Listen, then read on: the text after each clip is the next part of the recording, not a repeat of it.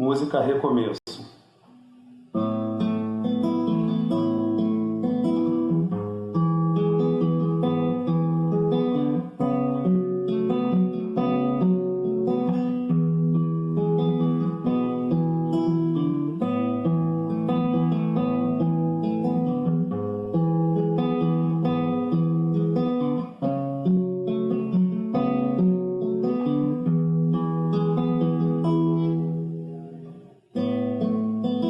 Tudo na vida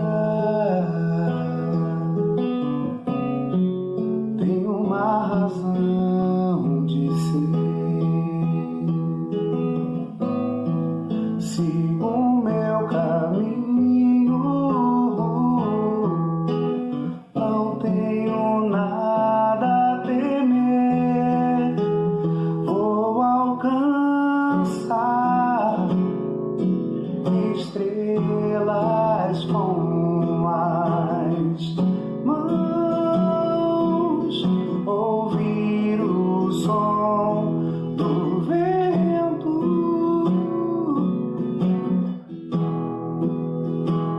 entoar canção.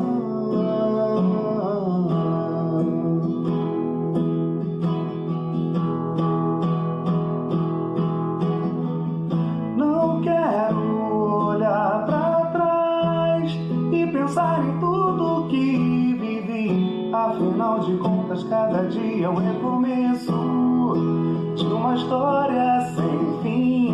Não quero olhar pra trás e pensar em tudo que vivi. Afinal de contas, cada dia é um recomeço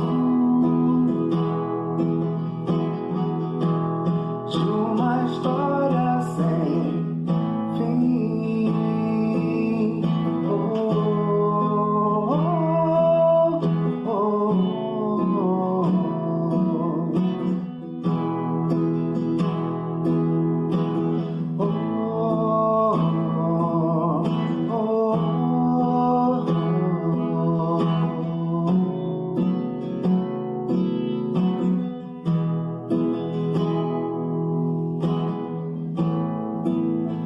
tantos enganos, desesperos, frustrações, tantas moradas, estradas, constelações. Se posso sonhar, por que lamentar o que passou? Se posso viver, por que o medo é a dor?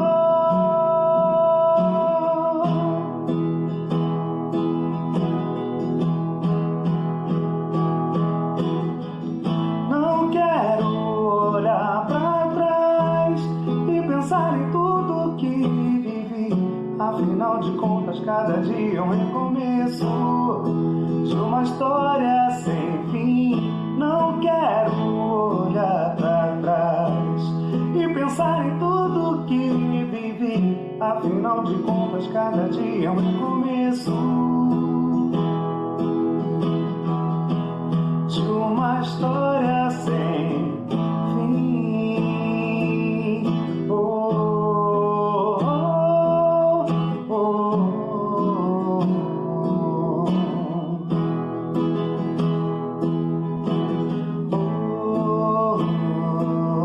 oh, oh. Não quero olhar pra trás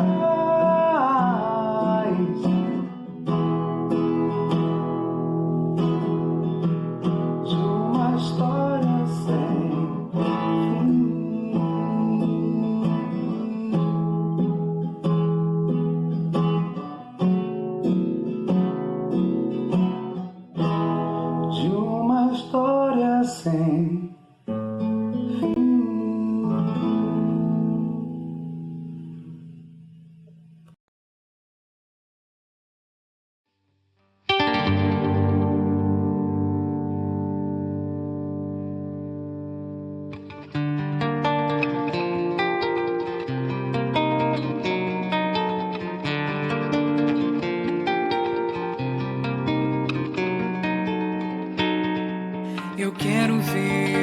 sol brilhar e a luz vencer a escuridão, a porta abrir, o amor brotar em flor em cada coração, a vida transpirando plena em formas naturais, e os homens cada vez mais perto de seus ideais.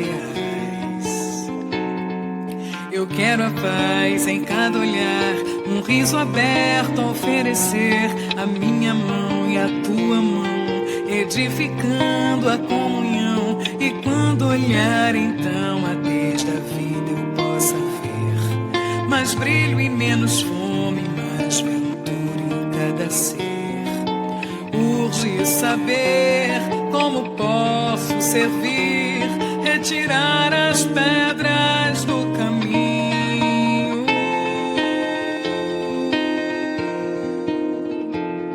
Senhor, que queres que eu faça, além de me banhar nas águas da transformação? Que queres que eu faça, o amor que quer romper as portas do meu coração, sonhando que possa varrer do mundo a face escura da opressão. Senhor, que queres que eu faça, além de me banhar nas águas da transformação? Que queres que eu faça, do amor que quer romper as portas do meu coração? Então, gente, boa noite. Primeiro, eu queria me desculpar pela voz, porque eu estou no momento resfriado, bem resfriada, e a gente está brincando que Elaine disse que o Espírito Santo me tocou e Raquel rezou muito, porque eu estava sem voz nenhuma e a voz voltou só para vir conversar com vocês. Então, muito obrigada por essa oportunidade. Dizer que a gente tem um pedacinho do nosso coração aqui. E quando eu entrei com o meu esposo, eu lembrei que antigamente a gente tinha a organização, eram os banquinhos encostados nas paredes laterais e as cadeiras no meio. E a gente era jovem, chegava logo, queria sentar encostado na paredezinha assim no canto. E era muito bom, assim, era muito gostoso vir aqui, porque essa casa espírita era onde a minha sogra frequentava. A sogra Dona Lígia, ela frequentava essa casa espírita, então a gente, vira e mexe, estava vindo aqui, porque comecei a namorar o Cláudio bem novinha, né, com 16 anos. E aí a gente vinha bastante. Ontem, né, foi ontem isso. E eu lembro que a gente ainda estava paquerando.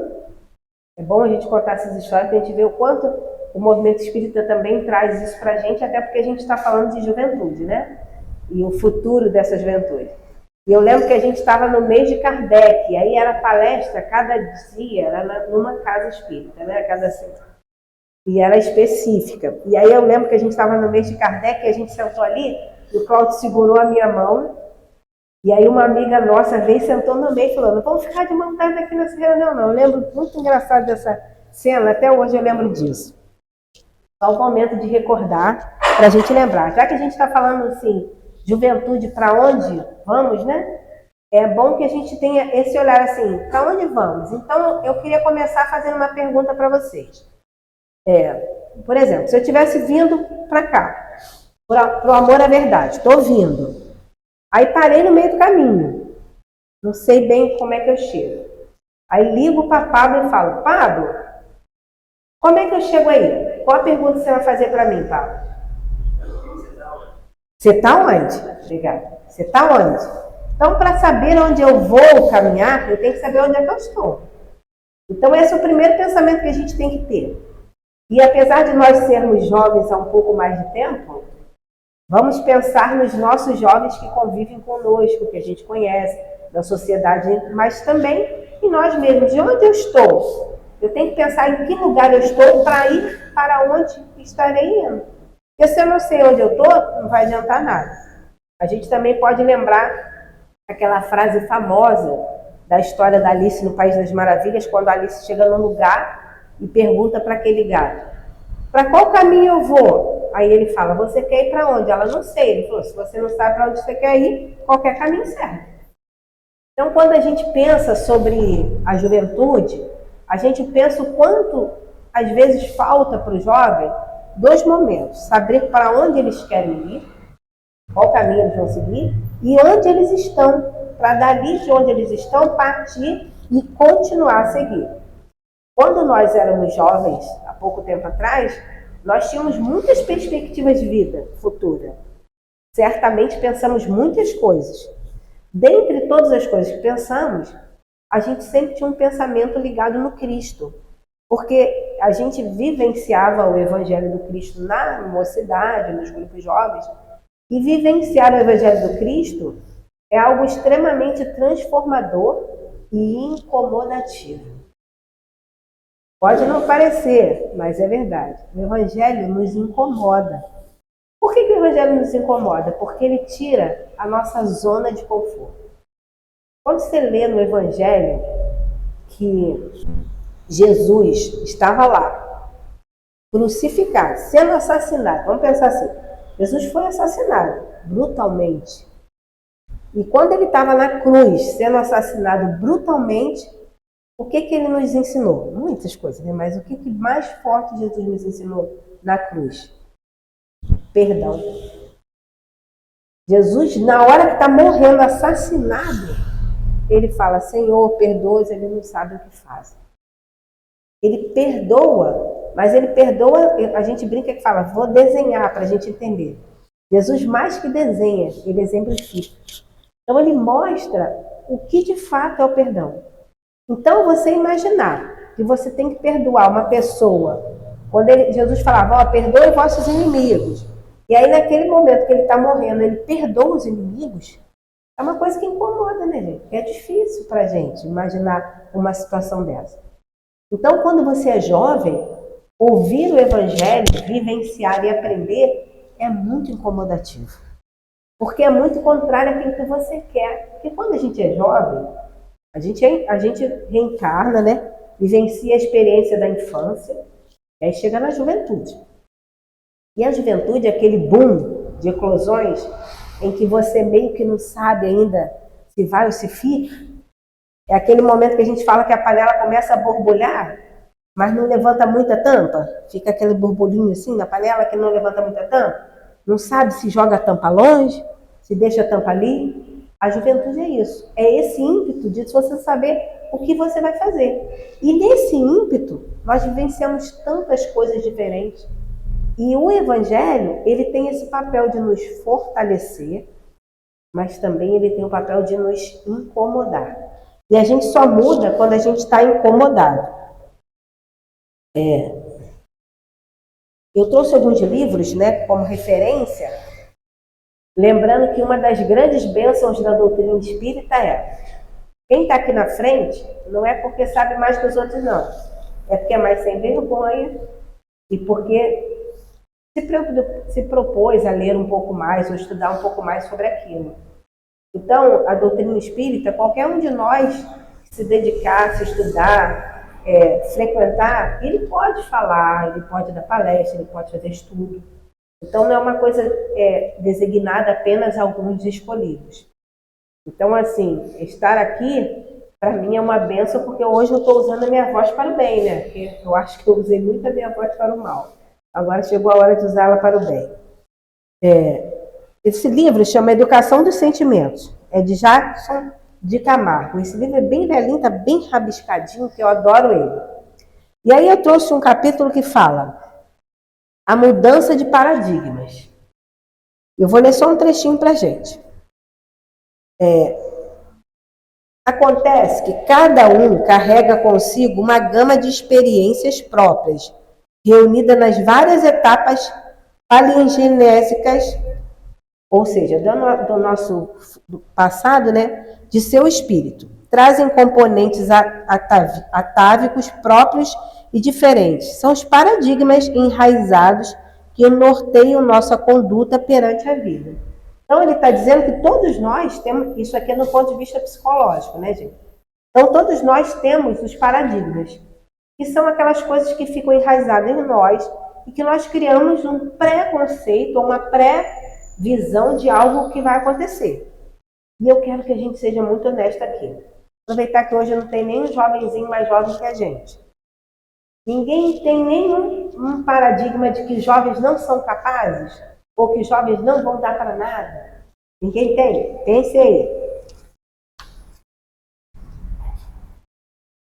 Na maioria das vezes a gente acaba criando essa ideia que os jovens, eles não conseguirão dar conta de algo, de que eles não serão capazes de algo porque eles ainda são muito jovens, eles são irresponsáveis, eles não conseguem, eles são rebeldes, eles nos afrontam.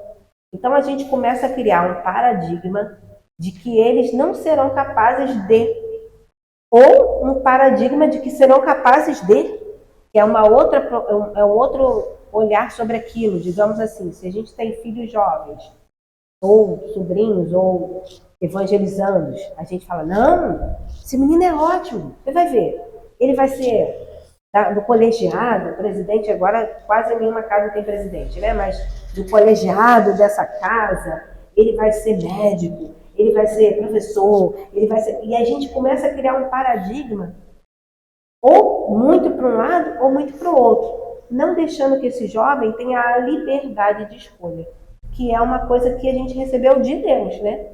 Então, é o primeiro princípio que a gente tem que pensar sobre a juventude é a mudança de paradigma com relação a eles. Então, ele fala assim, mudança de paradigma. Ele fala, o progresso foi sempre realizado pela ousadia daqueles que acreditaram que era possível fazer. Encheram-se de coragem e caminharam na direção do futuro. Os temerosos agarraram-se aos paradigmas conhecidos, evitando o novo, e com isso retardaram seu próprio crescimento. Imagine se Jesus tivesse ficado preso aos paradigmas da sua época. Então, assim, pensar no jovem sem esse paradigma é nosso primeiro movimento, nosso primeiro trabalho. Quando a gente convive, deixa eu fazer só uma enquete rapidinha, só para ter uma noção. Todo mundo que convive com alguém que é jovem? Levante a mão. Alguém que é jovem? Ou pode ser no trabalho, pode ser no centro, né? A gente, às vezes, acredita que o jovem, ele não encaixa em alguma coisa que está ligada à nossa vida. Só que a gente esquece que vamos imaginar uma peça de quebra-cabeça. Sabe quebra-cabeça? Ela tem uma peça. No geral, a peça de quebra-cabeça, ela tem um pedaço que vai para fora, né? E um pedaço que é para dentro. Então, uma peça, ela tem, no geral, 3 a 4 lados. Uns são para fora, uns são para dentro. O problema é que, às vezes, a gente quer que aquela partezinha para fora encaixe na outra partezinha para fora que é a nossa. E a gente esquece que tem diferentes lados. E que o encaixe ele vai se dar, porque aquela peça faz parte da gente, mas esse encaixe só se dará se a gente conseguir perceber e olhar para uma outra perspectiva. Então, se eu conseguir olhar aquela peça por outra forma, sim, aí eu conseguirei ter esse olhar. E aí, pensando nisso, a gente trouxe esse livro que é de Emmanuel, Pensamento e Vida, que, aliás, vou dizer para vocês, eu indico muito. Esse livro é muito bom, gente. Se vocês... É um livro bem fininho. A gente fala que é um guia para a existência terrestre, de Emmanuel. E os capítulos são bem curtos, né? Capítulos bem pequenininhos. E eles são importantíssimos, assim, para a gente, enquanto ser humano, enquanto espíritas. Ele é bem legal. E a gente pegou a lição 9, que chama Sugestão. E aí Emmanuel fala assim, que o fenômeno mental da sugestão é algo que sempre acontece, em diferentes formas. E aí ele diz, entretanto, a sugestão é acontecimento de toda hora, na vida de todos os seres, com base na reflexão mental permanente. Então, constantemente, nós vivemos sugestões. A todo momento, a gente está aqui vivendo sugestões. Quando eu falo assim para vocês, imaginem uma fruta. Imaginem uma fruta. Sabe uma maçã vermelhinha? Aquela bem suculenta que você corta em 4 partes? E dá para fazer suco, dá para fazer torta, dá para fazer um monte de coisa? Então, qual fruta vocês imaginaram? Fala para mim. Maçã. Alguns podem até ter conseguido imaginar outra fruta, que isso acontece. Mas quando a gente fala, imagina uma fruta, e eu não dou tempo de você imaginar, eu já sugiro a fruta, eu já estou pré-organizando o que eu quero que você pense. E na sociedade que a gente vive agora, já há muito tempo, né? Mas agora, mais do que nunca, já falam pra gente como é que é. Pensa na fruta e já fala fruta. É TikTok, com dancinha. Não estou falando que são coisas que não podem acontecer na nossa vida. A gente não pode agora chegar na vida dos jovens e falar, acabou tudo. Não. A gente tem que explicar e mostrar para eles o quanto isso funciona e o quanto eu posso aproveitar das ferramentas que a gente tem hoje. É igual esses dias eu mesmo falei isso outro dia, eu falei, eu tenho tanto medo de inteligência artificial. E a gente via aqueles filmes, né? Eu fico com medo de inteligência artificial. Mas não está na hora da gente pensar na inteligência artificial como um passo para a evolução planetária e como algo para o nosso bem? Porque se a gente sugestivamente, como está falando aqui na sugestão, olhar apenas o lado ruim da inteligência artificial, quantas coisas a gente vai deixar de ver das coisas boas? Por exemplo, existem programas de inteligência artificial que podem clonar a sua voz e fazer uma voz exatamente igual à sua. E aí aquela voz ela passa a existir como se fosse você, só que é um robô. Isso é bom? Para alguns não, porque eles vão usar isso para o mal. Mas digamos que eu fiz uma viagem para a China. Fui participar de um congresso espírita na China. Aí cheguei na China, não sei falar nada de chinês, mas fui com o Geraldo, que fala chinês fluentemente. Nós dois fomos viajando. Chegou no aeroporto, eu me perdi de Geraldo. Geraldo foi para um lado, eu fui pegar minha mala, fiquei perdida. Olho para aquelas pessoas, todos falando comigo, eu não entendo absolutamente nada. Aí eu pego o meu telefone, coloco tradutor.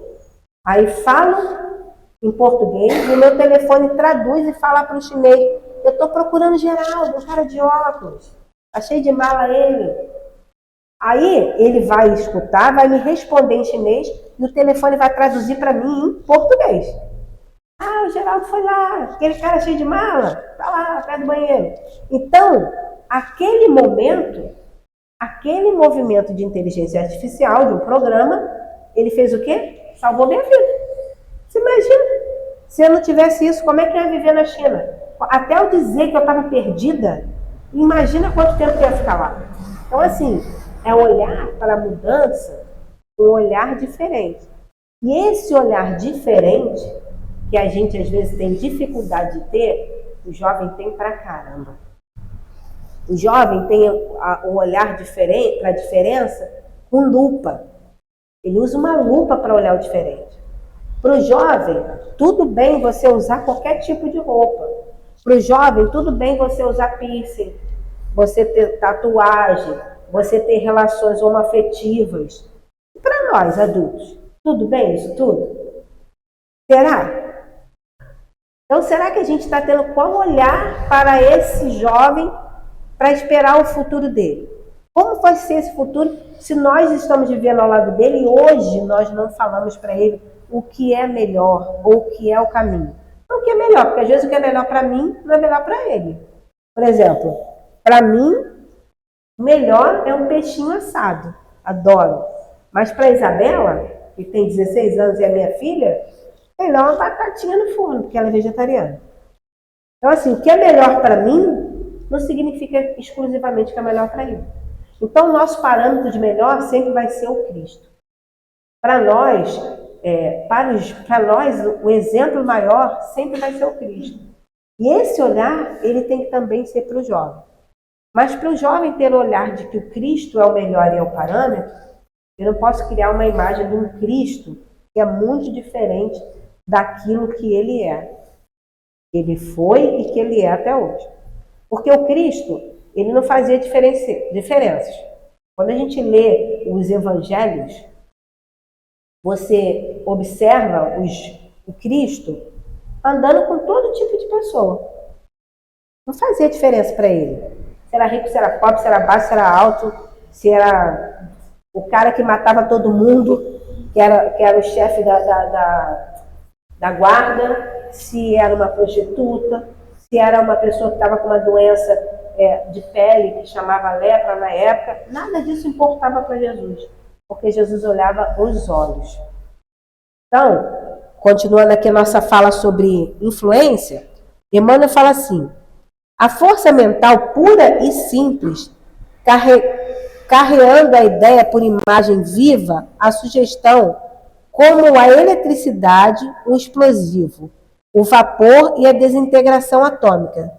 Não é boa nem má. Ele está dizendo assim, que a sugestão, ela não é boa nem má. Assim como, por exemplo, a eletricidade, o explosivo, o vapor e a desintegração atômica. Não é boa nem má. Depende dos seus efeitos de aplicação que se lhe conferem. Então, por exemplo, tem uma energia elétrica, por exemplo, ele falou da desintegração atômica. Quando você tem a desintegração atômica, você cria aquela força maior que cria uma bomba atômica. Claro que não é a mesma energia, mas é o mesmo princípio que você utiliza, por exemplo, para fazer uma ressonância, fazer um exame específico. E é uma mesma força da natureza. Só qual a utilização que ela é feita? Depende de onde você quer. Então, quando a gente pensa sobre as sugestões, nós temos que pensar muito o quanto nós estamos deixando nossos jovens. Para onde você quer ir, juventude? Será que a gente está deixando que eles se caminhem sozinhos? Eles caminhem esse trilhar sozinhos? Quando a gente era jovem, outro dia, né, Elaine? Outro dia, a gente era jovem, de mocidade, a gente escutava muitas coisas nos encontros que a gente ia, nas palestras que a gente assistia, e essas coisas que a gente escutava criou em nós vamos dizer assim, um alicerce que nos manteve o que somos hoje. Não significa que a gente não errou. A gente até brincou que a gente estava lá atrás fazendo a ambientação e a mensagem era sobre não falar mal do outro, né? Não se queixar. E aí a gente estava brincando, ninguém se queixa aqui. Claro que a gente se queixa. Nós também erramos. Tem dia que a gente está chateado, tem dia que a gente fica de mal com Deus, porque quando a gente era adolescente, a gente ficava de mal com o nosso pai, não ficava? Ficava. Não mente para mim, não ficava. O pai com a mãe ficava de mal. Então a gente ficava de mal. E aí o nosso pai é Deus. E a gente às vezes fica de mal com Deus, porque a gente é pirracento. A gente, não dá, não. Isso não é, não. Tem alguma coisa errada. E assim, como Deus nos ama infinitamente, Ele compreende. E aí Ele nos permite tentar novamente. E assim funciona com Jó. Mas para que a gente possa caminhar, a gente tem que ir. Não podemos estar parados, nós temos que ir. O verbo é caminhar. Até que hora, gente, que eu estou perdida? Tá. Cada atitude nossas emoções, pensamentos e atos são elementos dinâmicos de indução. Ou seja, o tempo todo a gente está sendo induzido. Por que a gente está focando na indução? Porque, perdão.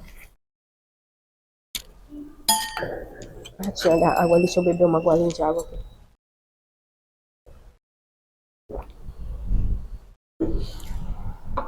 Desculpa, gente. Porque como a gente falou, o jovem o tempo todo está sendo bombardeado dessa forma.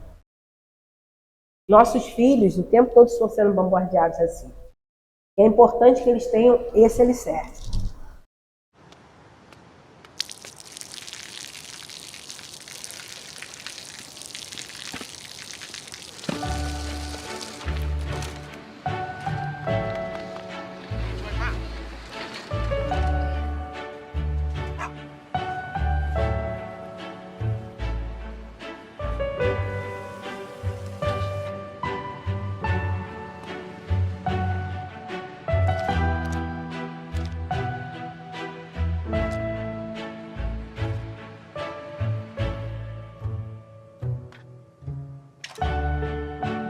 เขาจะได้อะไรถ้าเขาทำแบบนี้ทุกวัน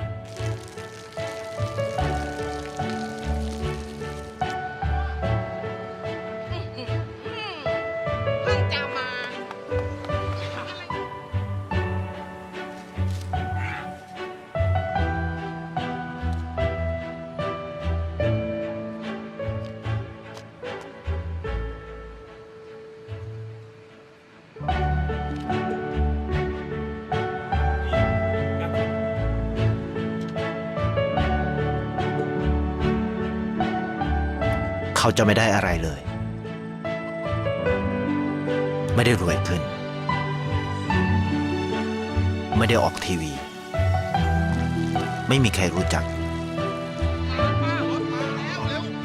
ไม่ได้มีชื่อเสียงที่มากขึ้น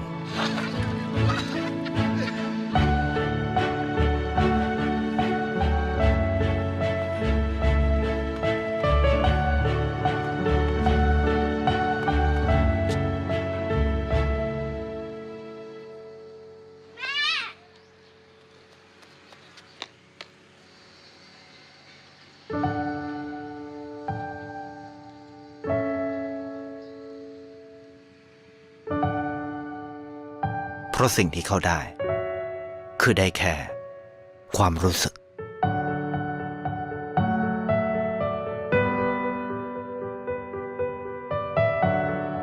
ได้เห็นความสุข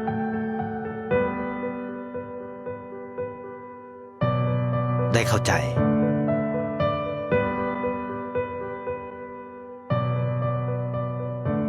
ได้ความรัก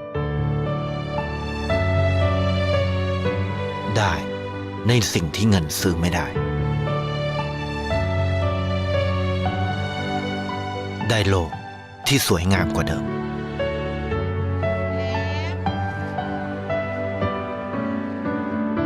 ในชีวิตคุณ อะไรคือสิ่งที่คุณต้องการมากที่สุด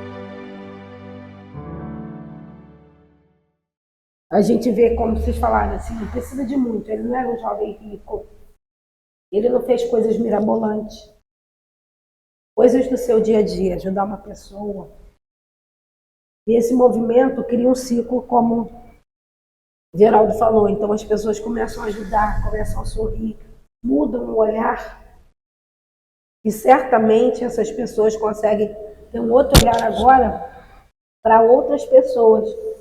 Olhar diferente para aquelas pessoas.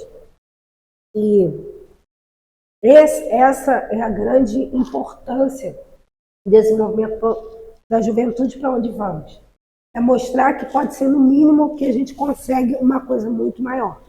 Vou só finalizar, porque eu falei que a espiritualidade deve ter dado uma anestesiada, mas já está acabando.